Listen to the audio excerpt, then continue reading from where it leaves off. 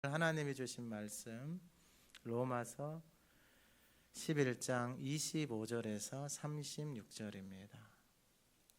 신약성경 255쪽입니다.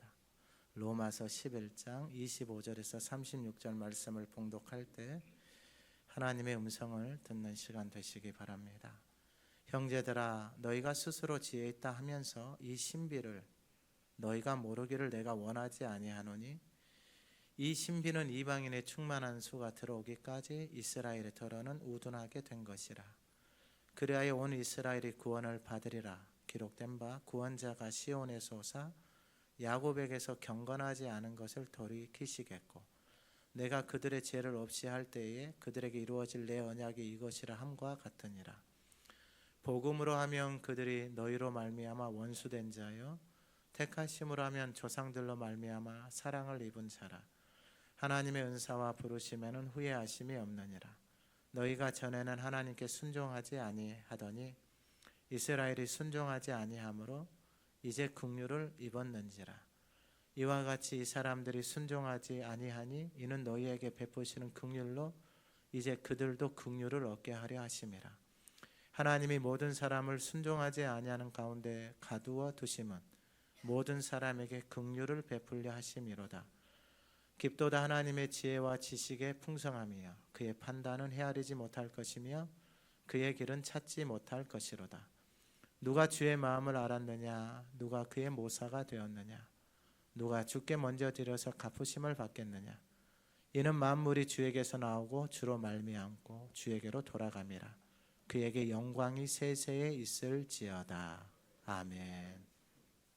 우리 2025년 표를 같이 한번 선포합니다.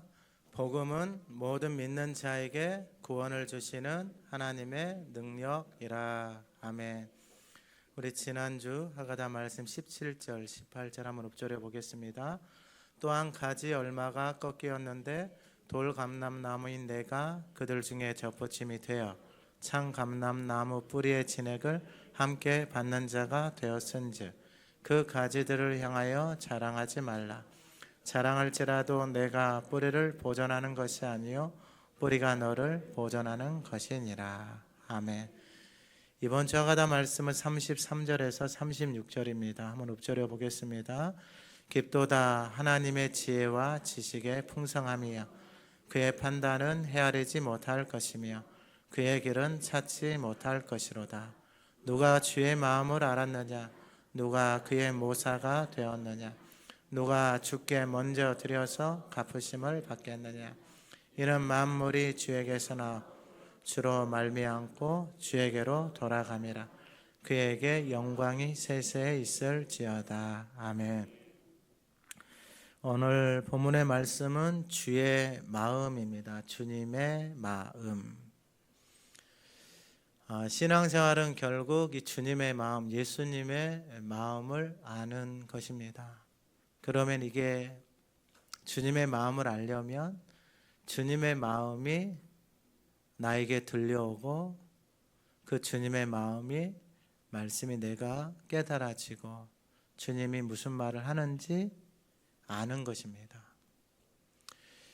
그러면 여러분, 우리가 같이 살아가는 사람들 말이 통하잖아요. 그럼 참 행복합니다. 근데 말이 안 통하잖아요. 그러면은 답답합니다. 지난주 말씀은 창 감람나무입니다. 원래 우리가 돌 감람나무인데 창 감람나무 가지가 꺾여서 돌 감람나무가 접붙임을 받았어요. 우리는 그냥 돌 감람나무예요. 돌 감람나무라는 게 뭐냐면은 야생에 전혀 다듬어지지 않았던 인생이 창 감람나무에 접붙임이 된 거예요. 그러니까 다듬어지지 않았기 때문에 말하는 것이, 생각하는 것이, 행동하고 살아가는 모든 삶의 가치관이 돌 감람나무처럼 살아가는 거예요. 그런데 이 돌 감람나무가 창 감람나무에 접붙임이 되어졌어요. 은혜죠. 원래 태생이 달라요. 태생이 다른데 창 감람나무에 접붙임이 됐어요. 그러면 접붙임이 된 인생이 그 참 감람나무의 뿌리의 진액 말씀을 통해서 공급을 받아서 돌 감람나무의 그 말씀의 수액이 계속해서 흘러가는 거예요. 그러면 돌 감람나무가 가지고 살아왔던 자신의 생각, 언어들, 습관들, 삶의 가치관들이 다 바뀔 수밖에 없는 거예요. 근데 수액을 뿌리의 진액을 공급을 받는데 그 공급이 멈추어지거나 그 공급이 떨어지잖아요. 그러면 이게 접붙임이 되어졌기 때문에 약해요. 약해서 누가 비바람이 조금만 불어도 그냥 쉽게 떨어져 버리는 거예요. 우리라는 존재, 저와 여러분이 예배하는 이 시간에 저와 여러분이 존재가 이런다 이 말이에요. 여러분 교회를 오래 다니는 게 중요한 게 아니에요. 교회를 오래 다녀도 여러분 다 떨어져 나가요. 왜 떨어져 나가냐? 공급을 계속해서 받지 않기 때문에 떨어져 나가요. 자기 열심으로 자기 방법으로 다 떨어져 나가요. 떨어져 나갈 수밖에 없어요. 그러면 오늘 주님의 마음이다 그랬잖아요. 주님의 마음을 어떻게 알 수 있느냐? 계속해서 붙어 있어야지만이 주님의 마음을 알아요. 내 인생에 하나님의 은혜로 열매를 맺혀지잖아요. 돌아보면 다 이게 하나님의 은혜라는 걸 깨달아지는 거예요. 이게 다 깨달아져요. 그게 이게 주님의 마음을 알게 되는 거예요. 들어가 보면 야, 나라는 인생이 그 하나님의 독생자를 통해서 구원받았구나.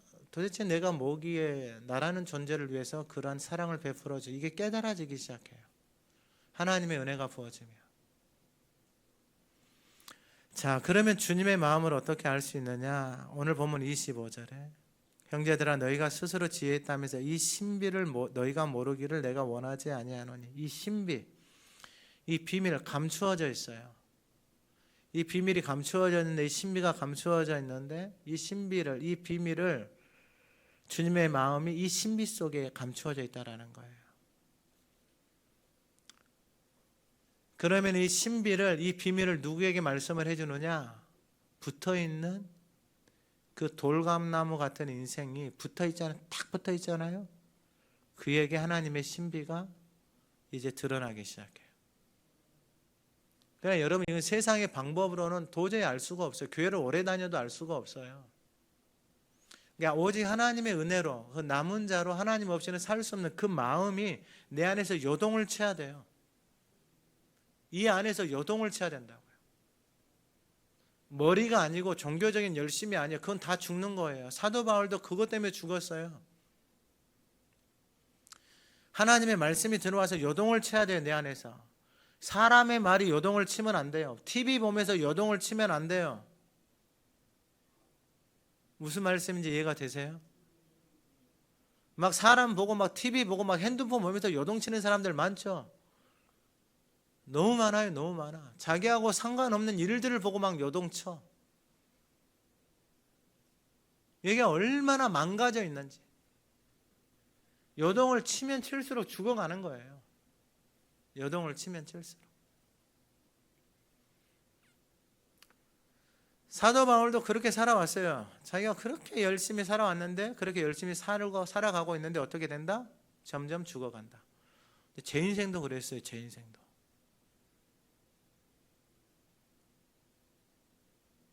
여러분 목회자인데 아내도 죽어가고 제 자녀들도 죽어가는 거예요.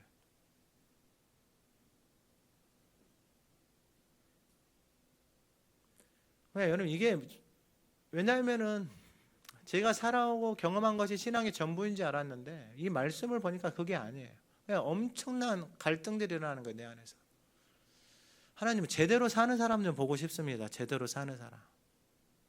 진짜 선생도 좀 만나보고 그런 사람들 좀 경험하고 배우고 싶습니다. 그래서 하나님이 인생에 그런 선생들을 만나게 해주시고 배우게 했어요. 딱 달라붙었죠. 그래서 선생을 넘어서야 돼요. 선생이 하는 것을 넘어서도록 배우시라고요. 여러분 배우세요. 그래야 여러분들 자녀들도 배우죠.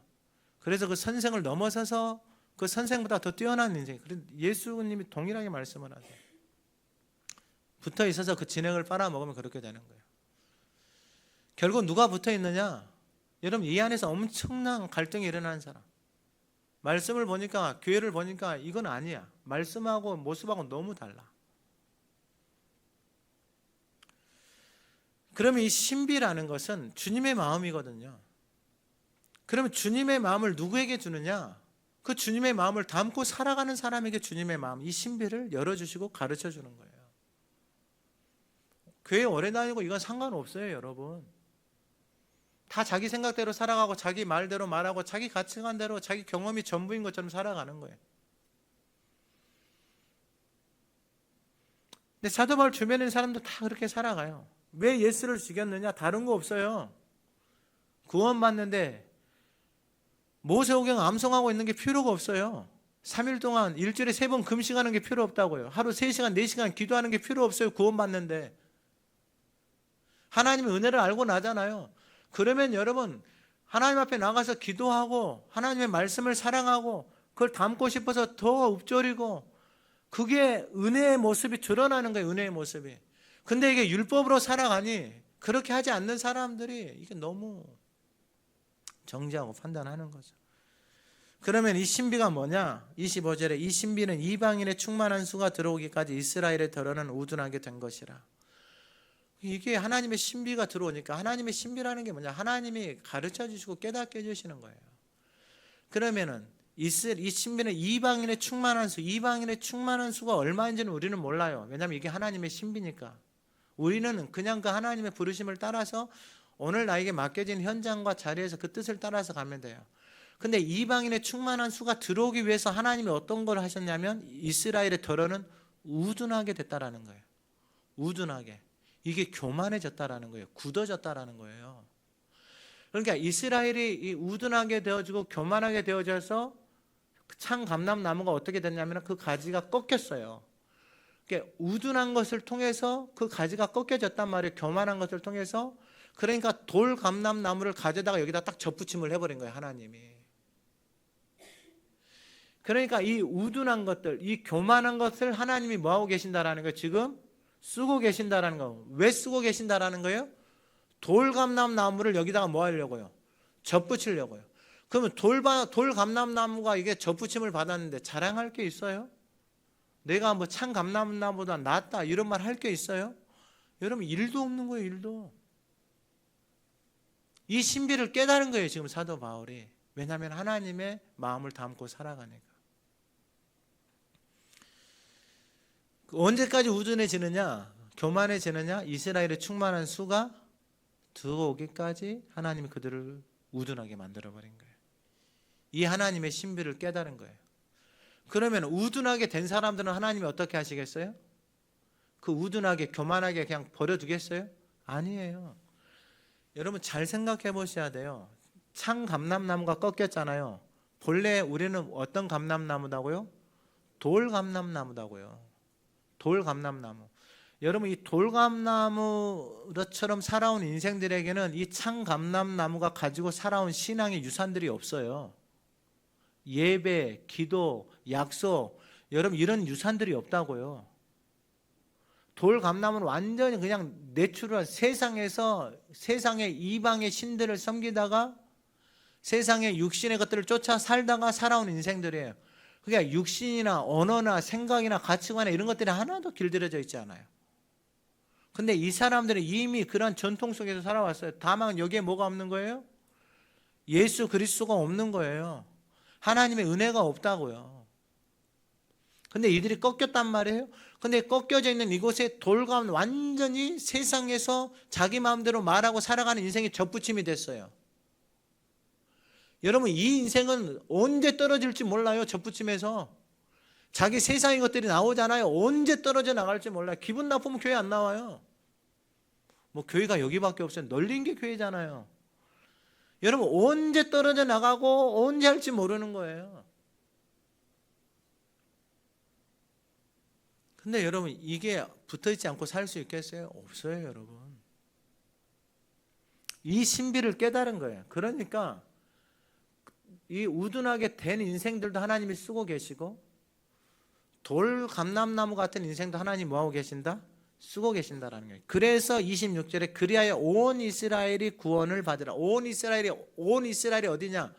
바로 창감람나무에 붙어있는 인생들과 그리고 돌감람나무에서 접붙임을 받은 이 하나님의 은혜, 하나님 없이는 살 수 없는 남은 자들이 바로 온 이스라엘이라는 이 신비를 깨달은 거예요.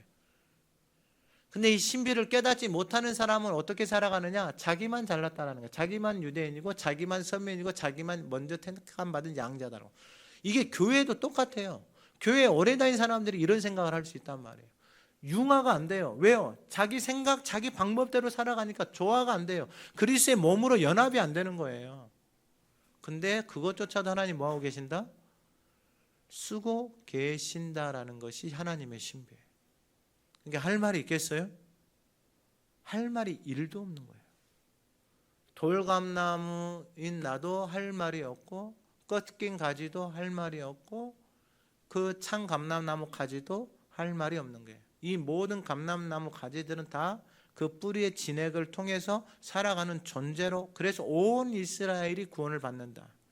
이건 하나님의 은혜 없이는 살 수 없는 그 남은 자가 구원을 받는다라는 거예요.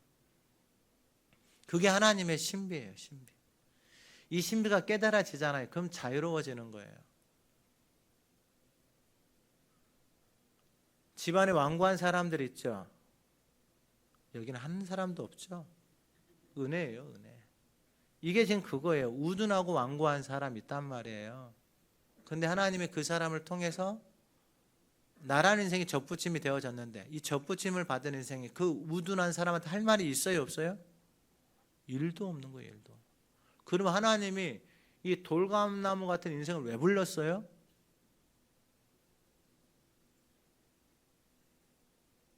저 우둔한 인생 막 핍박하라고? 왜 불렀어요? 이게 로마서에 다 나와. 창감람나무에 딱 붙어서 뿌리의 진액을 받으면 그 뿌리는 거룩하다 그랬잖아요. 앞에 16절에 뿌리가 거룩한데 가지도 그러하다 그랬잖아요. 그럼 뿌리가 거룩한 진액이다면 거룩한 말씀이 내 안에 들어오잖아요. 그럼 거룩한 말씀이 내 안에서 살아서 역사하잖아요. 그럼 거룩한 생각과 거룩한 말들과 거룩한 삶으로 내 자신을 하나님 앞에 드리면서 살아가는 거예요. 그러면 그 사람이 어떻게 되냐? 하나님의 영으로 인도함을 받고 영으로 몸의 행실을 중이고 하나님의 영으로 인도함을 받고 하나님을 아빠 아버지라 부르고 그들에게 있어서 하나님의 상속자, 하나님의 유산을 받는 자. 그래서 예수님이 그 영광을 받기 위해서 고난도 함께 받는 것처럼 그 상속을 받는 자들은 그 하나님의 영을 따라서 고난이라는 게 뭐냐? 결국은 이 몸뚱아리 있잖아요. 애굽에서 살아온 것들, 돌감나무의 본성들 있잖아요. 본성을 거슬려야 되잖아요. 이게 고통이에요, 고통. 누가 기도해야 되는 거 몰라요? 누가 하가 돼야 되는 거 몰라요? 근데 본성이 안 거슬려지는 거예요. 본성이. 본성을 거슬려면 여러분 육신에 병 나요, 안 나요? 당연히 병 나죠. 몸이 여러분 엄청난 스트레스, 갈등들이 일어나요. 몸 안에서 부작용들이 일어난다고. 왜냐하면 새로운 것들이 들어오니까. 그래서 그게 고난이라는 거예요. 고난, 고통. 근데 그 시간을 지나고 나잖아요. 생명이 들어오잖아요. 거룩한 형상으로 회복이 되고 어느 시점을 딱 넘어서잖아요. 그러면 여러분 돌감나무처럼 살으라 그래도 못 살아요. 그럼 여러분 내가 그렇게 창감람나무의 뿌리에 진액, 거룩한 뿌리의 진액을 받아서 가지가 거룩해지잖아요. 그 모습을 누가 보느냐? 자녀들이 보는 거예요. 자녀들이. 내 주변에 있는 사람들이 그 모습을 보고 아 저렇게 수고할 만하구나. 그 영광스러운 거룩함을 위해서 저렇게 살아갈 만하구나. 그런데 종교 행위를 하는 사람, 율법적으로 살아가는 사람들은 닮을 게 하나도 없어요. 왜냐하면 하고 나면 판단이고 하고 나면 원망이고 하고 나면 불평이고 하고 나면 투정이니. 여러분 이 신비 안에 저와 여러분들이 머무르기를 소망합니다. 그래서 온 이스라엘이 구원을 받는데 26절에 기록된 바 구원자가 시온에서 야곱에게서 경건하지 않은 것을 돌이키시겠고, 구원자가 오셔서 시온에서 오셔서 야곱에게서 이스라엘 경건하지 않은 것, 이게 뭐냐면 결국은 다 하나님이 이스라엘을 돌이키시는 거예요. 이게 돌이키는 게 뭐냐면 회개하라, 하나님의 나라가 갖고 왔다. 이게 회개 슈브 돌아가는 거예요. 돌아간다라는 게 뭐냐? 하나님의 은혜 없이는 나는 살 수 없는 남은 자가 돌아가는 거예요. 이게 깨달아지는 인생이에요. 그러면 깨닫는 방법은 여러분 여러 가지예요. 사람마다 다 달라요. 환경일 수도 있고 사람일 수도 있고 돈일 수도 있고 자식일 수도 있고 집안일 수도 있고 다 달라요. 형제 자매일 다 달라요. 근데 결국은 하나님이 깨달아서 돌아가게 하셔서 하나님이 그 인생들을 남은 자로 온 이스라엘로 접붙임을 하나님이 하신다라는 거예요. 그래서 그 사람들이 27절에 내가 그들의 죄를 없이 할 때 죄를 없이 한다라는 게 여러분 이게 은혜예요. 이게 예수 그리스도께서 십자가에서 이루셨잖아요. 우리는 그 위에 그 말씀 위에 서 있는 거예요. 그 은혜 안에 머물러 있는 거예요. 그 자비하신 가운데 계속해서 머물러 있는 거예요. 이게 도피성이나 뭐 이런 거다 똑같은 거예요. 6월절 사건이나 다 똑같은 건데 그 안에 머물러 있으면 그걸 예수님이 약속하시고 이루어 놓으신 거잖아요. 그 약속의 말씀을 하신 하나님이 그대로 이루시는 거예요. 그러니까 여러분 은혜 안에 머물러 있으라 이게 똑같은 거예요. 그래서 죄를 없이 할 때 그들에게 이루어질 내 언약, 죄를 없이 한다라는 것은 그 하나님 말씀하신 언약이 그 인생 가운데 이루어지는데 어떻게 이루어지냐? 그가 믿음으로 섰기 때문에 그 언약이 이루어지는 거예요. 그러니까 여러분 믿음의 유산이라는 건 신앙의 삶이라는 건 뭐냐? 믿음의 자녀들이라는 건 뭐냐면 예수님이 하신 말씀을 믿고 살아가서 아브라함이 하나님은 죽은 자를 살리시고 없는 그 하나님을 믿는 거잖아요. 그 하나님은 이미 그렇게 말씀하셨고 그렇게 살아계시고 그렇게 보여주시고 예수님이 오셔서 십자가에 죽으시고 부활하셔서 그걸 다 보여주셨어요. 그걸 믿는 사람, 그 믿음 위에 서 있는 사람, 그 믿음의 고백이 차서 내 안에 믿음이 차서 내 안에 하나님의 말씀이 살아서 그 말씀이 내게 들려고 깨달아진 사람은 그 믿음의 고백이 그 인생의 삶의 고백이 되어지는 거예요. 그걸 누리고 사는 거예요. 누리고. 그러니까 여러분 죽음의 영역을 다 넘어서는 거예요. 그게 뭐 맹목적이고 추상적인 게 아니에요. 여러분 그 앞에 칼이 다가와도 그 안에서 웃을 수 있고 그 안에서 감사할 수 있는 거예요. 왜냐하면 그 안에 충만하게 채워져 있으니까. 그 약속의 말씀이 충만하게 채워져 있으니까. 그 약속의 말씀을 따라서 가니까 살아계신 하나님이 그 말씀하신 것을 다 이루시는 거예요. 근데 결국 가서 보니까 다 이거예요. 하나님은 죽은 자를 살리시는 이 부활의 소망. 그래서 다 구원 얻은 백성들은 소망으로 구원 얻은 거예요. 이 소망이 내 안에 하나님의 말씀이 살아서 내 안에서 역사하는 건. 근데 교회 오래 다녀도 이 안에 소망이 없고 말씀이 없는 사람들은 여러분 아무 상관없어요. 죽을 때 되면 아프면 아이고 죽겠네 이러고 있어요. 하나님 앞에 빨리 가고 싶죠. 아멘 하시면은 좋았는데. 왜 생명이 하나님 거기 때문에 하나님이 다 때에 맞게 하나님이 다 데려가세요. 이게 신비예요. 신비. 그 신비가 바로 내 언약이 이것이라 함과 같은 언약. 이 하나님의 언약이 이루어졌잖아요. 그러면 여러분 잘 보셔야 돼요. 이게 이사야 59장 21절에 나와 있는 말씀인데 여호와께서 이르시되 내가 그들과 세운 나의 언약이 이러하니 곧 내 위에 있는 나의 영과 내 입에 둔 나의 말이. 그러니까 하나님의 영과 내 입에 둔 나의 말이, 그러니까 이 말씀이 깨달아져서 영으로서 역사하고 살아서 우리를 끌어가는 거예요. 그러니까 사람의 말도 여러분 내 안에서 역사하지 않으면 아무 필요가 없는 거예요. 그러니까 여러분 하나님의 말씀이 내 안에 충만하게 담겨져 있잖아요. 사람들이 욕을 해도 나한테 아무 영향이 안 돼요. 그렇게 많이 경험하고 사시죠. 아니 그런다니까. 이게 말씀이 채워지면 그런 현상들이 자연스럽게 나타나요. 나의 영과 내 입에 둔 말이, 나의 말이 이제부터 영원하도록, 잘 보세요, 내 입에서와 내 후손의 입에서와 내 후손의 후손의 입에서 떠나지 않는다라는 거예요. 여러분 이걸 잘 기억하시라고. 왜 우리 입에서 하나님의 말씀을 떠나지 않는 것을, 이걸 언약이 내 영과 내 입에 둔 나의 말, 내 입에 둔 나의 말. 그러니까 하나님이 우리의 입에다가 하나님의 말씀을 뒀다라는 거예요. 이게 신명기 8장에 가면은요, 여호와의 입에서, 하나님의 입에서 나오는 모든 말씀으로 사는 게 이게 똑같고, 여호수아에게서도 그의 입에서 하나님의 말씀이 떠나지 않도록 이게 다 똑같은 거예요. 예수님이 시험 받을 때도 입에서 뭐가 나왔어요? 하나님의 말씀이 입에서 떠나지 않는 거예요. 내 입에서. 그걸 하가다 하고 내 안에 담겨져 있지 않으면 나올 수가 없는 거예요. 근데 뭐라고 말씀하시느냐? 내 언약, 돌아온 사람들, 하나님이 돌이키신 그 모든 인생들은 내 입에서와 내 후손의 입에서와 내 후손의 후손의 입에서 이 하나님의 말씀이 영원히 떠나지 않는다라는 거예요. 여러분 이게 신비예요. 신비. 이 신비가 깨달아진 사람들은 내 입에다 하나님의 말씀을 두고 자녀들에게 하나님의 말씀을, 손자 손녀들에게 하나님의 말씀을. 나는 이제 시작한 지 얼마 안 됐잖아요. 근데 여러분들의 자녀들, 여러분들의 손자 손녀들에게 하나님의 말씀이 떠나지 않고 그 입에 계속해서 머물러 있잖아요. 여러분 어떤 역사가 일어나겠어요?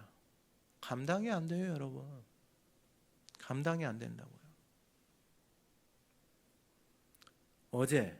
어제 전화가 왔어요. 어제 한 분이 문자가 왔어요. 광명에 사시는 분.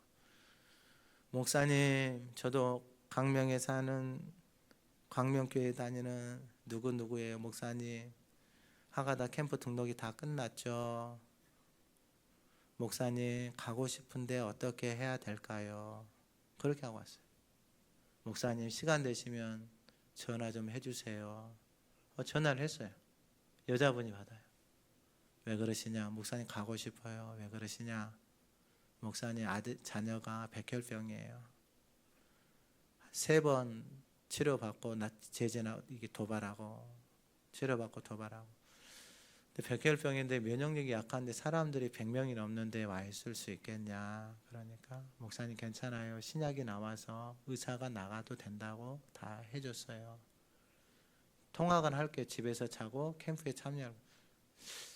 캠프에 말씀, 왜 하나님이 이 사람을 보낼까?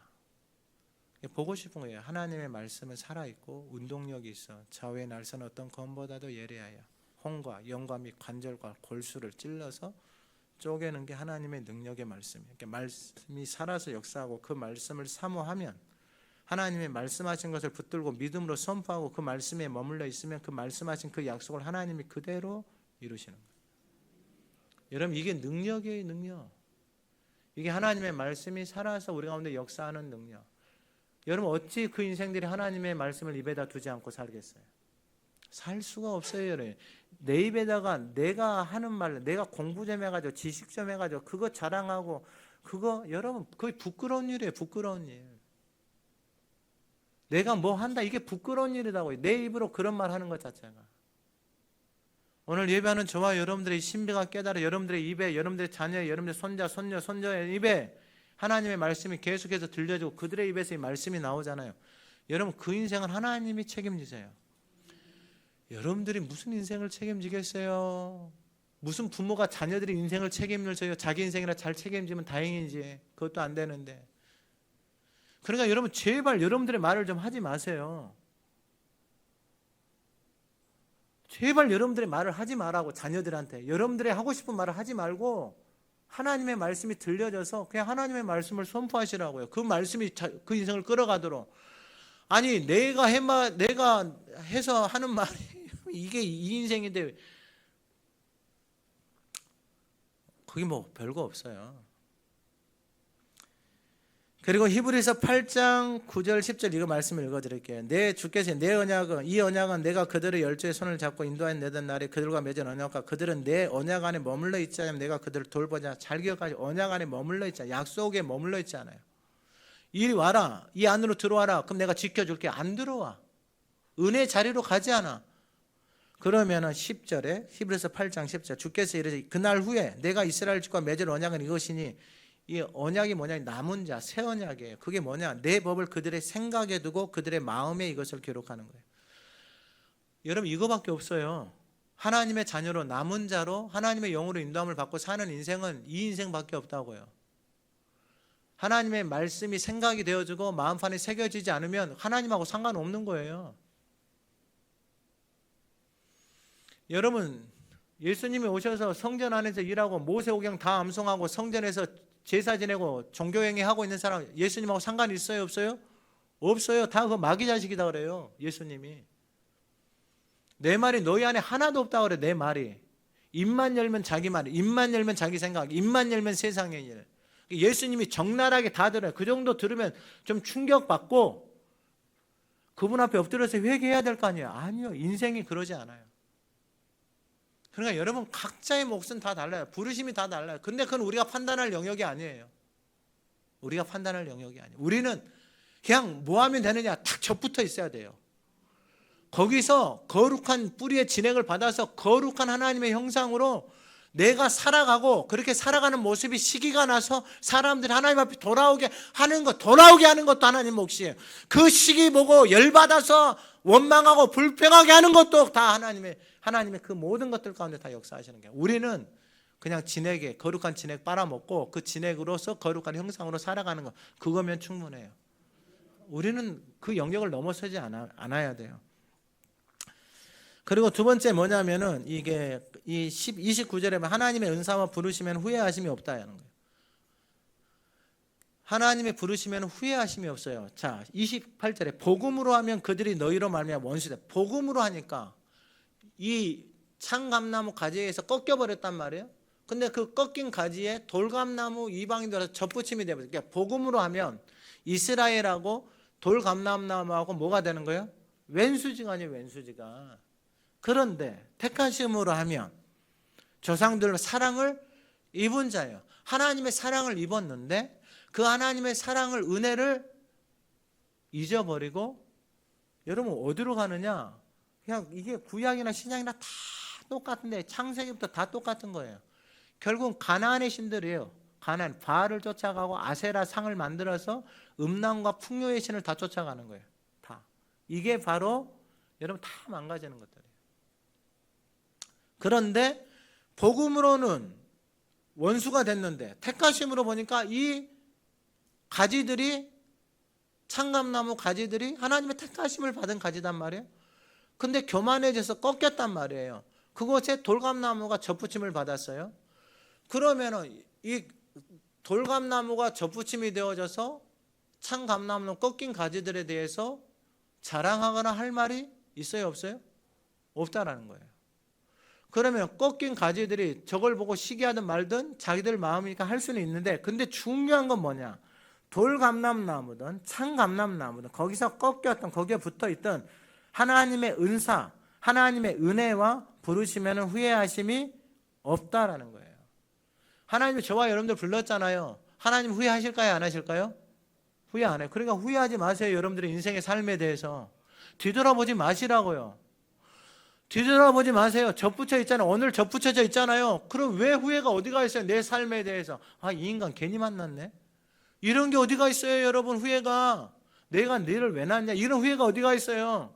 하나님의 은혜 안에 들어오잖아요. 하나님 부르심 안에 들어오잖아요. 후회 없어요, 여러분. 모든 게 다 감사해요. 모든 게. 돌감나무랑 같이 살아도 감사. 내 자녀가 돌감나무처럼 세상에서 방황하고 있어도 감사. 왜냐하면 하나님 뭐 하시길 수 있으니까. 접붙일 수 있으니까. 하나님이 하신다니까요. 하나님이. 근데 자기가 하려고 하는 사람은요, 그 모습을 보고 그 꼴을 보고 그냥 참지를 못해. 자, 그러면은 후회하심이 없는 인생의 삶에서 나타나는 게 30절, 31절, 32절인데 보세요. 너희가 전에는 하나님께 순종한, 이 순종이라는 게 중요해요. 순종하지 않았어요. 돌감나무가 순종이 없어요. 이스라엘이 순종하지 아니함으로 이제 긍휼을 입었다라는 거예요. 이스라엘이 순종하지 않아요. 하나님 말씀 앞에. 왜 순종하지 않는가 봤더니 자기 생각대로, 자기 방법대로, 자기 고집대로 살아가요. 그러니까 31절에 이와 같이 사람들이 순종하지 아니하니 이는 너희에게 베푸시는 긍휼로, 순종하지 않아서 돌감나무가 접붙임된 긍휼 은총을 받았어요. 그 긍휼로, 그 하나님이 돌감나무에게 베푸신 은혜와 긍휼로 이제 그들도 긍휼을 얻게 하려 하심이라. 그리고 중요한 게 32절, 하나님이 모든 사람을 순종하지 아니하는 가운데 가두어 두셨다라는 거예요. 중요해요. 모든 인생들이 순종하지 않는데 가두어졌어요. 그럼 바꾸어 말하면 하나님의 은혜와 은총을 깨달으면 순종은 지극히 당연한 거예요. 그래서 여러분 순종이 제사보다 나은 거예요. 그러면 그 순종이 뭐냐? 하나님의 말씀이 내 안에서 살아서 내 삶을 끌어가는 거예요. 이게 없잖아요. 그럼 종교 행위가 돼요. 하나님 앞에 순종하는 것 같은데 이 안에서는 온갖 것들이 요동을 치는 거예요. 사도 바울이 그랬거든요. 하나님 앞에 순종하고 하나님을 섬기는 것 같은데 이 안이 어떻게 되냐면 여기가 죽어가는 거예요. 죽어가는 거. 여기가. 예수님이 성전 안에서 일하고 하나님을 섬기는 사람들 보니까 그들의 마음을 딱 보니까 전통을 따라가고 그 행위를 보니까, 야, 너희들 마음을 보니까 이 마음에서 나오는 그 악한 생각, 음란, 도둑질, 살인, 간음, 도둑, 이게 너희들 마음에 가득한데 지금 외식하고 있다라는 거예요. 그러니까 여러분 이걸 견디지를 못하는 거예요. 하나님 앞에서 이렇게 살 수가 없어요, 여러분. 그렇게 살면 살수록 죽는 거예요. 근데 여러분, 그러한 인생이든 돌감나무 같은 인생이든 교만한 인생이든 붙어있는 인생이든 모든 인생들이 다 하나님의 은혜와 긍휼로 하나님 앞에 접붙임이 되어졌어요. 그 접붙인 인생에게 나타나는 게 뭐냐면 순종이에요. 순종. 이 순종이 저와 여러분들의 삶에 있기를 소망합니다. 이 순종이 후회하심이 없어요. 이건 비밀. 순종을 해봐야 깨달을 수 있는 거예요. 인생의 삶이 후회하심이 없어요. 마지막 33절 깊도다. 깊어요. 하나님의 마음이 깊어요. 말씀을 듣고 순종하고 살아가잖아요. 그러면 하나님의 그 깊은 마음이 깨달아지기 시작해요. 알아지기 시작해요. 알아지기 시작해요. 이게 얼마나 깊은지 하나님의 지혜와 지식의 풍성함이에요. 하나님의 지혜와 지식의 여러분, 이 하나님의 지혜와 지식으로 하나님의 자녀들은 살아야 돼요. 세상의 경험 지식으로 사는 건 다 망가져요, 여러분. 다 망가져요. 인생이고 가정이고 교회고 다 망가져요. 세상의 것으로 살면. 그럼 하나님의 지혜와 지식의 풍성함이다 그랬잖아요. 깊어요, 이게. 이게 비밀이에요. 신비예요. 이걸 누가 아느냐? 하나님을 마음과 뜻과 힘을 다해서 사랑하는 사람들. 이제 다음 주에 드릴 말씀인데 그 거룩한 산제물이 되어져서 자기를 드린 사람들, 그 사람들 하나님이 알고 그 사람들에게 하나님의 마음, 주님의 마음을 그 사람들에게 부어주시는 거예요. 그러니까 여러분, 이 마음 없이 하나님의 일을 한다는 게 여러분 진짜 여러분 이게 위험한 거예요. 위험한 거. 그럼 이 지혜와 지식을 어떻게 알 수 있느냐? 이게 예수 안에 다 있어요. 그래서 예수는 고린도 1장 4 우리 하나님으로서 나와서 우리에게 지혜, 의로움, 거룩함, 구원함, 예수 안에 이 지혜와 있다. 그래서 사도 바울이 이걸 딱 깨닫고 나서 여러분 예수 안에 이게 있는 걸 딱 깨닫고 나서 내가 예수 그리스도를 알기로 뭐 하냐면 작정을 했어요. 계획을 세웠다고요. 말씀 듣고 계획을 세우는 은총이 있기를 소망합니다. 계획 세워도 여러분 은혜가 없잖아요. 그러면 하다 말다 그래요. 근데 다 각자의 몫이야. 이게 얼마나 중요한 사도 바울이 이 예수 안에 있는 지혜와 지식을 딱 깨닫고 나니까 자신이 한평생을 살아가면서 모세오경을 다 암송했거든요. 바리새인 중에 바리새인이거든요. 율법의 의로 흠이 없어요. 이것이 베냐민 중에 베냐민이고 이스라엘 중에 이스라엘이고 로마의 시민이고 이걸 자랑하고 이걸 스펙으로 사람들 앞에서 이걸 노려놓고 살아왔거든요. 근데 이 예수를 아는 지식이 지혜가 내 안에 딱 들어오니까 이게 뭐처럼 돼버린 거예요. 그의 인생에 똥이 돼버린 거예요. 똥이. 예수를 아는 지식이 가장 고상한 것을 깨닫는 거예요. 근데 미련한 인생들 있잖아요. 어떤 인생들 뭐 자기가 뭐 좀 안다고 막 설치고 이런 인생들 있잖아요. 이런 게 다 똥이에요, 똥. 근데 똥이 똥인지를 모르는 거예요. 예수를 알고 나잖아요. 그럼 모든 게 다 은혜예요. 모든 게 다 은혜. 이것도 알게 하신 것도 은혜, 섬기게 하실 것도 은혜, 할 수 있는 것도 은혜. 그러니까 예수를 아는 지식이 인생에게 가장 뭐하다? 가장 예수를 알잖아요. 인생이 가장 고상해져요. 여러분 이게 진리의 말씀에 인생이 가장 고생 아름다워져요. 이 엘레강스한 것을 세상에 뭐 명품 좀 두르고 뭐 클래식 좀 듣고 그런 거하고 무슨 비교가 되겠어요. 그런 짝퉁하고. 여러분 다 엘레강스하게 되셔야 돼요. 아니 이게 하나님의 약속의 말씀이다니까요. 그 하나님의 지혜와 지식이 내 안에 들어오잖아요. 진짜 사람의 아름다움은 이 안에 있는 거예요. 이 안에. 여기에 있는 게 아니에요. 이 안에 있는 거예요. 이 아름네. 이게 능력이에요. 능력. 가장 열등감, 자존심이 가장 낮은 곳이 어디인 줄 아세요? S대예요. S대. 34절에 33절 후반절에 그의 판단은 헤아리지 못하고 그의 길은 이게 몰라요. 우리의 지식과 경험을 도저히 몰라. 그래서 누가 주의 마음을 알았느냐? 주님의 마음을 어떻게 아느냐? 누가 그의 모사, 카운셀러가 되어 주님하고 대화할 수 있느냐 이거예요. 없다 이거예요. 누가 주께 먼저 드려서 이걸 알아야 주께 먼저 드리고 주님을 위해서 섬기고 봉사를 하죠. 모르니까 안 하는 거예요. 모르니까. 누가 먼저 드려서 갚으심을 받겠냐 이거예요. 그 은혜에 누가 먼저 내 자신을 드려서 갚으심을 받겠냐. 이게 깨달아져야 하는 거죠. 깨달아져야. 마지막 36절에 더 깊은 걸 깨달아요. 만물이 주에게서 나오고 모든 만물이 주님에게서 나왔다 이거예요. 그리고 모든 만물이 살아가는 게 주로 말미암고 주님이 역사하신다 이거예요. 그리고 모든 만물이 주에게로 이 신비를 깨달은 거예요. 그러니까 여러분 인생을 삶을 주님을 위해서 살아도 전혀 아깝지 않은 거예요. 주님을 위해서 살아서 그 주님의 마음을 이 땅에서 주님의 마음을 전능하신 그 하나님의 마음을 내가 조금 알아서 그 마음을 가지고 그 주님의 마음을 가지고 살아가는 그 인생이 주님의 눈에 어떻게 보이겠냐라는 거예요. 사도 바울이 그걸 깨달은 거예요. 그러니까 여러분 이 주님의 마음이 들어오잖아요. 주님의 마음이 들어오면 더 이상 내 생각대로 내 방법대로 살지 않아요. 오늘 예배하는 저와 여러분들 안에 이 주의 마음이 저와 여러분들 안에 충만하게 머물기를 소망합니다. 이제 말씀 마칩니다. 사도행전에 보면 13장 22절에 23절에 이렇게 말해요. 이제 사울을 패하고 다윗을 왕으로 세우시고 증언하여 이르시되 내가 이새의 아들 다윗을 만나니 내 마음에 맞는 사람이라 내 뜻을 다 이루리라 하시더니 하나님이 약속하신 대로 이 사람의 후손에서 이스라엘을 위하여 구주를 세우셨으니 곧 예수라. 하나님이 다윗을 쓰신 이유가 뭐냐? 다윗도 넘어지고 실수하고 연약함이 많이 드러나요. 근데 하나님의 마음에 맞는 사람, 잘못했으면 잘못했다, 실수했으면 실수했다, 도움이 필요하면 하나님 앞에 도움을 구하는 하나님의 마음에 맞는 사람, 그 사람을 통해서 내 뜻을 다 이루신다. 여러분 하가다 캠프가 이제 다다음 주잖아요. 기도하는데 하나님이 주신 마음이 여러분 이게 교회가 하나 되는 유일한 길이 하나님의 말씀이 교회 안에서 선포되고 성도들 안에서 선포되고 가정 안에서 선포되고 그래서 모든 성도들이 교회 안에 있는 모든 인생들이 이 땅의 나라와 열방 가운데 있는 모든 인생들이 그 말씀 안에서 하나가 되어질 때 온 우주가 그리스도의 몸으로 하나가 되어져서 하나님의 영광을 드러내는 것입니다. 그 일에 하나님이 저와 여러분들을 부르셨어요.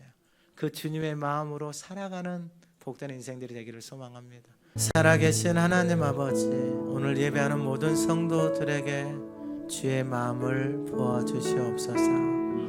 그 신비를 알고 하나님이 우리를 부르신 그 인생은 후회하심이 없다 말씀하셨습니다. 모든 후회와 원망, 불평이 사라지게 하옵소서. 깊으신 그 하나님의 지혜와 지식과 명철로 살아가게 하옵소서. 깨달아져서 그 주님 앞에 드려 갚으심을 드릴 수 있는 그 은혜의 삶으로 인도하옵소서. 예수님의 이름으로 기도드립니다. 아멘.